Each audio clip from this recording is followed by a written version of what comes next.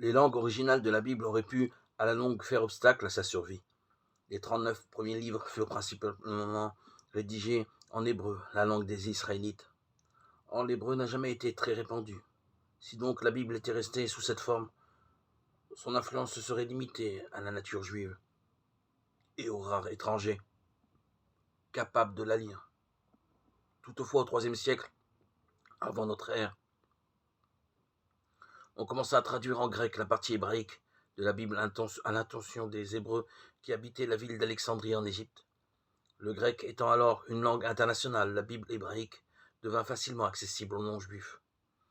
Quand on leur vint d'écrire la deuxième partie de la Bible, le grec était toujours très largement parlé, de sorte que les 27 derniers livres de la Bible furent rédigés dans cette langue.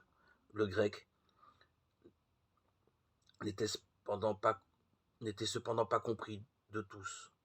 Les traductions de la partie hébraïque comme de la partie grecque de la Bible firent donc leur apparition dans les langues en usage au 1er siècle de notre ère: syriaque, copte, arménien, géorgien, gothique et éthiopique.